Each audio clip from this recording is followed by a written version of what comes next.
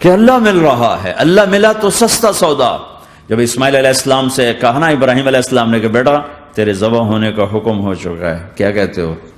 تو انہوں نے کہا جلدی کرو، یا ابت افعل، یا ابت افعل، ابا جلدی کرو۔ تو ابراہیم سمجھے کہ شاید یہ پتہ نہیں چلا اسے، کہ بیٹا تمہیں خبر ہے میں کیا کہہ رہا ہوں؟ کہاں خبر ہے، بڑا اچھا سودا ہے، آپ کے بدلے میں اللہ مل جائے گا، اللہ آپ سے زیادہ بہتر ہے، دنیا کے بدلے میں جنت ملے گی، جنت دنیا سے بہتر ہے۔ پھر معصوم بچوں کو خیال، ہاں میری ماں کو ضرور تکلیف ہوگی، تو اپنا کرتا اتارا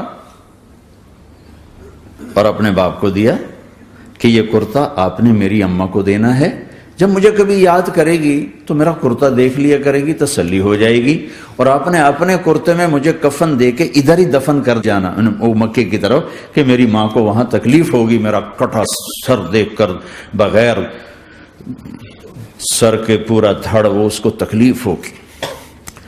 ایسے اطمینان سے، چونکہ اور ذبح ہونے والا بھی ایسی باتیں کرتا ہے، بابا میرے ہاتھ بھی باندھ دے، میرے پاؤں بھی باندھ دے، کہ ممکن ہے جب تو چھری چلائے اور میرا ہاتھ پاؤں ہلے تو تجھے لگ کے تمہیں تکلیف نہ ہو جائے۔ پیسے میں چین ہوتا، زندگی میں چین ہوتا نہیں، اللہ کو پانے میں چین ہے، اور ادھر وہ بھی اللہ کو ڈھونڈ رہا ہے۔ ارے میرے بھائیو، 60 برس کی دعا کے بعد بیٹا ملا،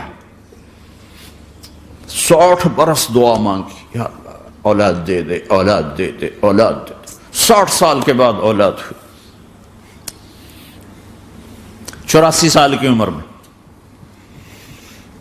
80 سے 84 برس کی عمر میں کے درمیان بڈھا تو مرغی نہیں ذبح کر سکتا،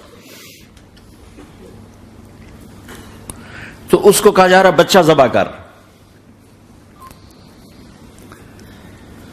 مینا کے پہاڑ سختہ تاری ہے، ہوائیں تھم چکی ہے، سورج مدہوش ہو رہا ہے، آسمان کے فرشتے ٹکٹکی باندھ رہے ہیں اور ان کے سانس اٹک رہے ہیں کہ یہ کیا ہو رہا ہے، کیا یہ بوڑھا کر جائے گا، کیا یہ اپنے بچے پر چھری چلا جائے گا؟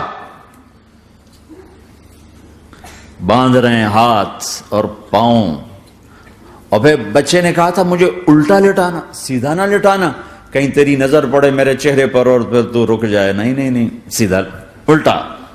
تلہ للجبین، اسماعیل کی وصیت کو قرآن نے بیان کیا، ماتھا ہے ان کے گھٹنے کو، ان کی کمر۔ تو یہ سمجھتا ہے کہ اسماعیل کی محبت میرے دل تجھ سے زیادہ ہوگی؟ نہیں نہیں، میرے اندر تو ہی تو ہے، تیرے سوا کوئی نہیں ہے، اور اگر کوئی میرا تو نے امتحان لینا ہے میں حاضر ہوں۔ ایک اسماعیل کیا لاکھوں قربان ہو سکتے، چھری چلاتی۔ اگر میرا رب صرف دیکھ ہی رہا تھا کہ خلیل کہاں تک جاتا ہے، یاری نبھتی ہے کہ درمیان میں ٹوٹتی ہے۔